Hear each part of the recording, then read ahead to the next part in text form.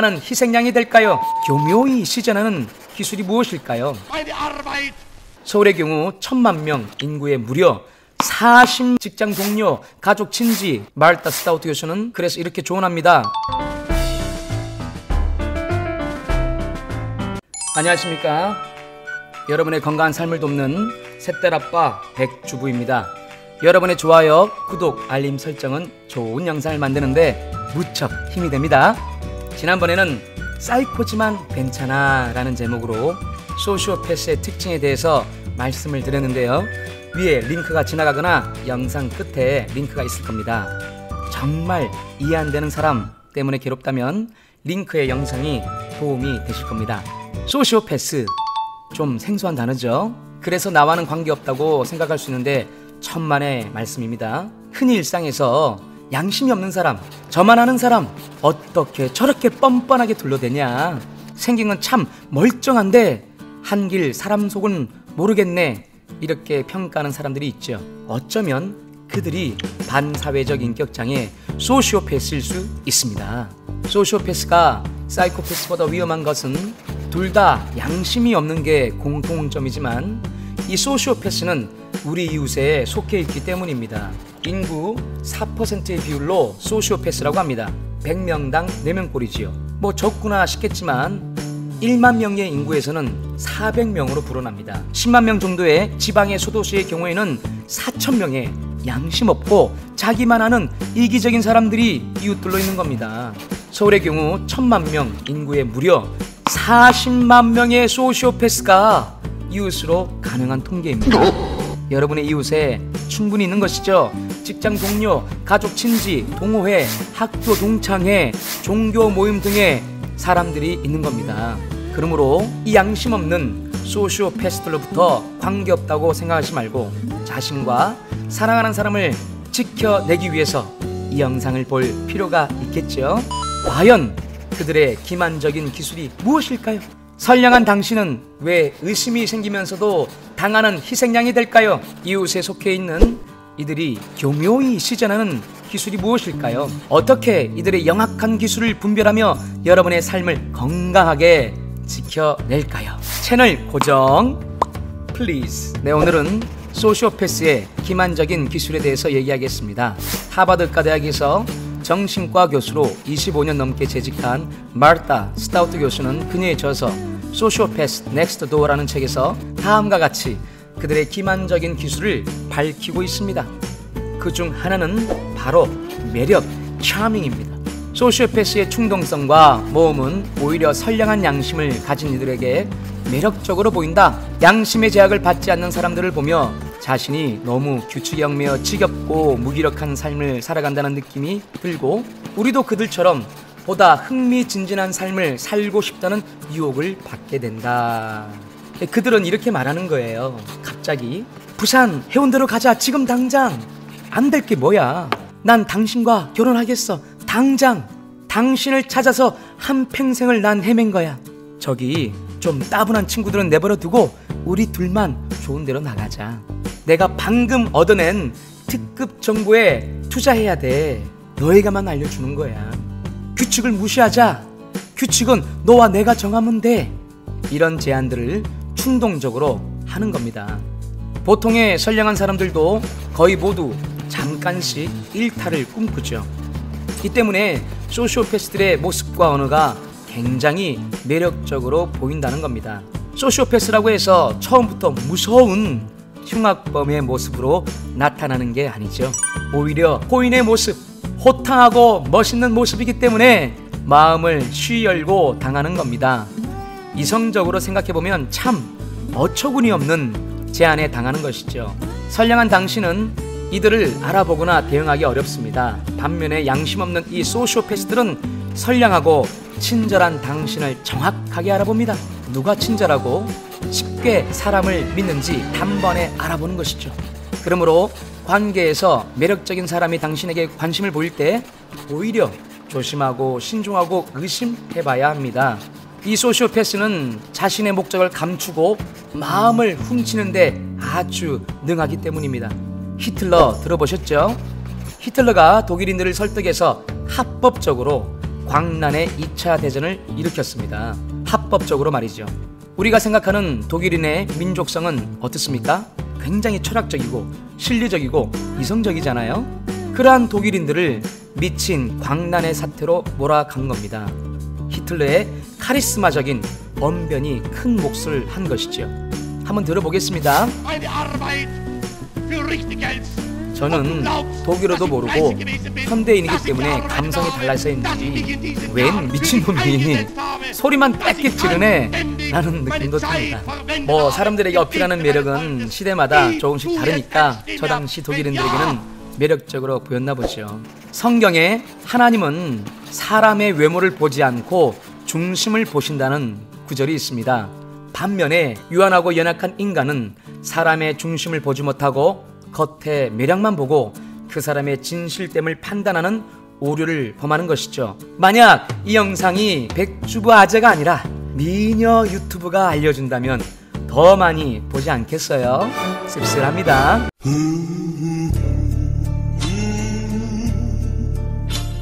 두 번째, 그들의 기만적 기술은 사회적 전문 역할입니다. 말타 스타우트 박사는 선량한 대부분의 사람은 사회적 전문 역할, 즉 교수, 교사, 변호사, 의사, 교장, 의원, 감독, 성직자 같은 타이틀에 대해 일반적인 기대, 긍정적 도구로 사회를 결집시키는 바람을 갖는다. 그러나 이 양심 없는 사람들은 이런 도구를 오히려 무기로 삼아 공격하기 때문에 우리의 양심이 제대로 볼 수가 없다고 합니다. 쉽게 얘기해서 전문적 타이틀이 주는 신뢰성을 기만의 도구로 삼는 것이죠. 예를 들어 이 스타우트 교수를 전혀 제가 정보를 주지 않고 보여주면 그냥 외국인 아줌마? 라는 느낌밖에 없지만 이분이 바로 하버드 의과대학의 교수라는 타이틀로 보면 이런 탄성이 나오지 않습니까? 이 탄성은 사회적 타이틀로 우리의 마음이 열렸다는 사인이죠. 선량한 양심을 가진 당신은 피해를 보고 의심이 들어도 곧잘 다음과 같이 정리를 합니다. 멀쩡한 교수가 왜 그러겠어? 내 생각이 좀 과한 거지. 똑똑하고 유명한 의사 선생님이 무슨 덕을 보려고 별 볼 일 없는 너한테 그러겠어. 맞아 나한테 그럴 리가 없지. 유능한 감독님이 왜 그런 어처구니 없는 짓을 하겠어. 자기 인생 쪽나게. 양심 있는 당신은 그 양심의 틀에서 해석하는 것이죠. 그래서 그 사람의 행위와 행적을 보지 않고 타이틀을 보고 판단하는 겁니다. 소시오패스는 이 점을 10분 이용하는 겁니다. 말타 스타우트 교수는 그래서 이렇게 조언합니다.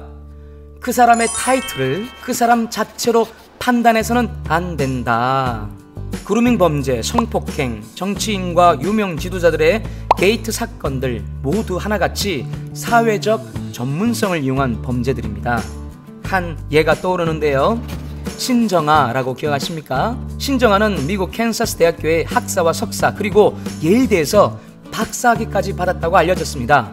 유명 미술 갤러리의 원장도 하고 동국대학교에서 교수로도 가르쳤습니다. 근데 이 모든 학위가 글쎄 거짓이었다는 겁니다.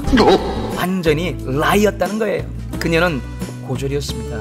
그 당시 정부 실세들과 엮여 있어서 더욱 화제가 된 스캔들이었습니다. 결국 거짓 행세가 드러나고 2009년에는 1년 6개월의 실형을 받았습니다. 이로 인해 한국 사회는 학위 검증이라는 파문이 일어나 뜻하지 않게 사회 정화되는 나비 효과도 있었죠. 반면에 스탠포드에서 석사를 냈다고 알려졌던 타블로라는 힙합 가수는 허위학이라는 루머에 시달려 마음고생이 이만저만이 아니었습니다. 나중에는 진실로 밝혀졌죠. 갑자기 지난 옛일을 소개해버렸네요. 백주부의 옛날 사건 코너 하나 만들어야 되나요? 이런 파문들은 얼마나 우리 사회와 개인들이 전문적 타이틀에 취약한지를 깨닫게 합니다. 학위가 있다고 선량한가요? 학위와 전문성이 있으면 그 사람도 선량하고 양심적인가요? 이 간단한 질문, 누구나 할 수 있는 질문만 해봐도 아니다라는 답을 갖고 균형을 잡습니다. 근데 학위만 있고 양심이 없으면 어떻게 될까요? 최악이죠. 그건 지능범이기 때문입니다. 빵 훔치는 좀도둑은 작은 거 하나 피해를 입히고 곧잘 잡히지만 이런 전문성을 가진 지도자들이 양심이 없으면 나라를 거들내고 선량한 시민들을 파탄으로 몰기 때문입니다. 게다가 그 높은 지능으로 법망을 애매하게 빠져나가 사회의 공적 정의에 대한 신뢰를 망가뜨리죠.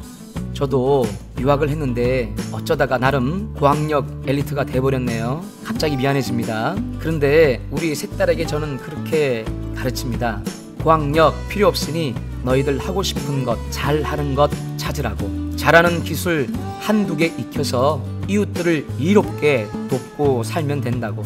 정말 할 줄 아는 것을 못 찾는다면 그래도 선량하고 양심적으로 살라고 말합니다. 선량하고 양심적인 마음과 태도를 갖춘다면 그게 너희들의 장기가 될 거다. 앞으로 사회는 더욱더 악해져서 그런 선량하고 양심적인 지도자를 더욱 원할 것이다. 그래서 그게 너희들의 장기가 될 거야. 혹시 이 영상을 보고 있는 10대들이 있다면 마찬가지입니다. 공부 좀 못해도 괜찮다. 반대로 공부 좀 잘해도 좋다. 너희가 하고 싶은 것, 잘하는 것을 찾아라. 그게 공부면 그것으로 족하고 다른 것이어도 얼마든지 좋다. 좋은 기능인이 되면 좋고 못 되어도 꼭 좋은 사람이 되어라. 언젠가 세상은 좋은 사람을 알아볼 것이다. 딸들과 자라나는 세대를 생각하니 마음이 좀 짠해지네요. 화이팅 10대들. 세 번째로 이 소시오패스들의 기만 전술은 가스라이팅입니다. 가스라이팅은 가스를 불키다 라는 뜻이죠. 1944년 잉그리드 버그만이 주연한 심리 공포 영화의 제목이기도 합니다. 잉그리드 버그만이 아내 폴라 역할, 그리고 찰스 버이어가 남편 그레고리 역할을 합니다. 이 영화에서 남편 그레고리가 위층 여인의 보석을 훔치고자 몰래 위층에 수시로 올라가서 가스등을 켜고 보석을 뒤지는 내용입니다.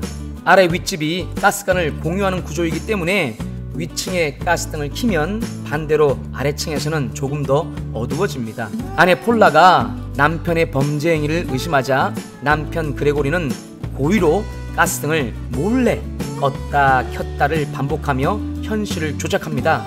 그리고 폴라에게 설득하는 겁니다.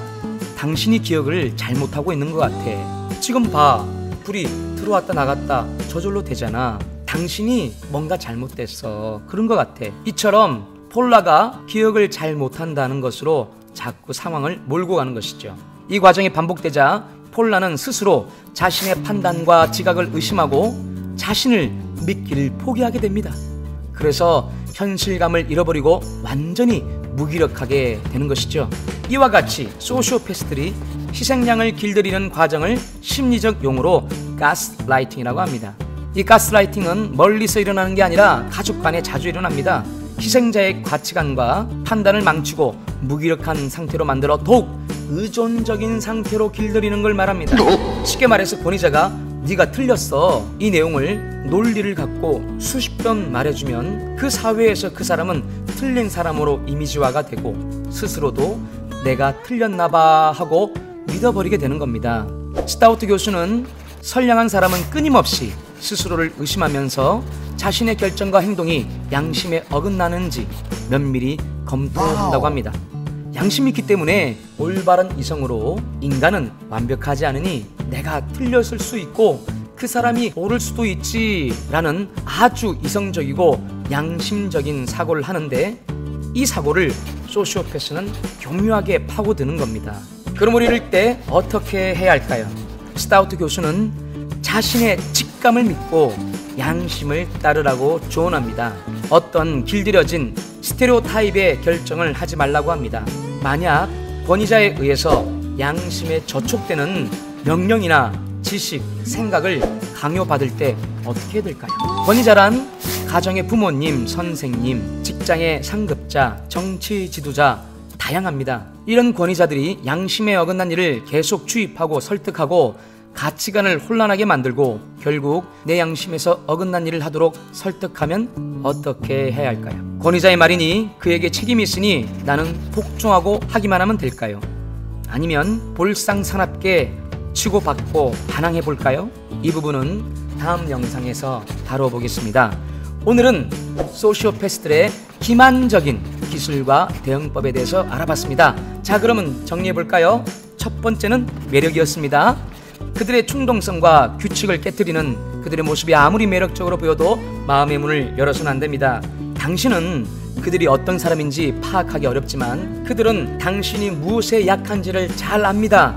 그 약점을 보충하는 매력을 어필할 겁니다. 두 번째는 사회적 전문성이었습니다. 그들이 가지고 있는 타이틀이 그 사람 자체가 아니란 것을 기억하십시오. 그들은 단지 자기의 전문 영역에서 좀 더 나보다 경험과 지식이 많은 사람일 뿐입니다. 결코 당신보다 우월하거나 당신이 열등할 수 없습니다. 세 번째로 가스라이팅이었죠. 현실을 조작함으로 당신의 판단력을 무력화시키는 겁니다.